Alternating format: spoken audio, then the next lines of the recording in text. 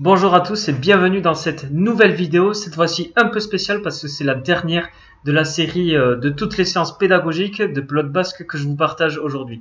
Donc quand j'ai lancé le livre, je vous ai dit que j'allais vous partager des séances pendant 2 mois voire 3 mois et j'ai tenu 3 mois à raison d'une vidéo par semaine et j'en suis vraiment très content d'avoir pu vous partager toutes ces séances. Et aujourd'hui, c'est la dernière et j'essaie de vous présenter une vidéo vraiment un jeu ludique, donc qui fait partie de mon livre, donc une séance à part entière et dont je mets la description, dont je mets le lien sous la barre de description et vous pourrez le consulter pour en savoir plus. Donc vous allez voir, c'est un jeu vraiment où les enfants quand ils jouent, ils sont à balle, ils adorent, ça leur plaît. Donc je vous montre de suite ce que c'est et je remercie le collège Ursula d'Asparin de m'avoir permis de réaliser toutes ces vidéos. Je vous passe les consignes, on va rentrer directement dans le jeu. Hop, donc ici. Voilà comment il faut placer vos joueurs. Vous avez dans chaque équipe un avant, un arrière. Et les arrières vont se placer ici à droite au niveau du 1. Donc ça c'est très important, vous allez comprendre de suite après. Les avants ils se collent au mur ici du frontis.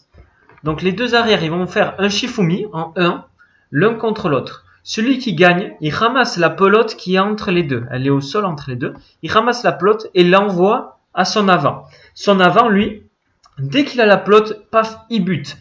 Et donc, l'autre équipe doit vite se placer pour ramener la pelote. Alors pourquoi ça s'inscrit dans un cycle stratégie de jeu? C'est tout simple, vous allez voir, une fois que un joueur a gagné le Shifumi, il a l'avantage du jeu et celui qui a perdu, il a le désavantage. Il va devoir gérer une pelote en reculant et en étant en défense. Donc je vous mets de suite quelques exemples. Surtout on le fait sous forme de Kinela. Donc là, bon, il se loupe.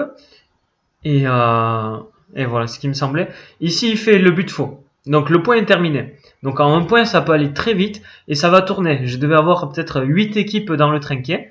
Et vous allez voir, ils pensent qu'à une chose, c'est essayer d'avoir le maximum de victoires. Vous pouvez faire un jeu en fait où la première équipe qui a 15 victoires a remporté le tournoi. Donc là, on voit clairement l'avant qui a gagné le Shifumi a pris l'avantage du point. Donc l'autre doit réussir à ramener la pelote en défense, qu'il a très bien fait, il a essayé de serrer à gauche. Et il y a eu une faute de l'équipe. Donc ceux qui ont gagné le point restent en jeu. L'arrière fera le Shifumi contre l'arrière de l'équipe qui rentre. Et les deux avants sont en frontis. Et on verra, soit il va prendre le but, donc là il prend le but. Soit il est en défense. Donc bon, là j'étais en train d'expliquer dans la vidéo ce que je vous explique maintenant. Du coup, c'est pas très important. Je dis exactement la même chose. Donc voilà, le jeu il est vraiment important à faire parce que ça permet aux joueurs en fait de se mettre, de prendre conscience en fait qu'on peut être dans des situations favorables et des situations défavorables. Après, il faut les retranscrire dans les vraies parties. Voilà, leur expliquer, voilà, ici tu as pu jouer au fond et tu avais encore l'avantage du point. Voilà, leur expliquer que dans une partie c'est pareil. Des fois, quand les deux joueurs adverses s'avancent un peu trop, on peut jouer au fond et reprendre le mur et avoir l'avantage du point. Donc voilà, il y a pas mal de choses à travailler et c'est un jeu qui leur fait vraiment plaisir puisqu'il y a une sorte de hasard au début, n'importe qui peut avoir l'avantage du point et on peut faire sortir les meilleurs joueurs. Là je vous dis, il y avait des très bons joueurs dans le groupe et c'est pas forcément eux qui restent, ça tourne vraiment suivant le jeu quoi. Donc voilà, si vous devez tester un jeu, essayez-le vraiment. Il y en a plein d'autres, j'en ai pris plein, des jeux avec des cartes tirées d'autres sports, du basket, etc. Qui sont présentés dans le livre. Mais en voilà un que je vous décris ici et testez-le, vous verrez vous-même. En tout cas, ça va plaire, ça va les motiver et ils seront à fond dedans.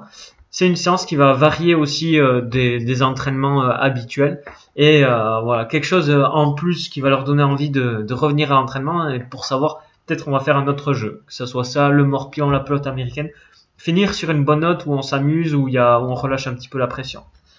Je vous souhaite en tout cas de très bonnes séances. Je ne sais pas si je publierai d'autres vidéos, mais en tout cas je vous souhaite de passer les meilleures séances possibles et vous souhaite le meilleur pour vous, pour vos enfants, pour votre club et je vous dis sûrement à bientôt.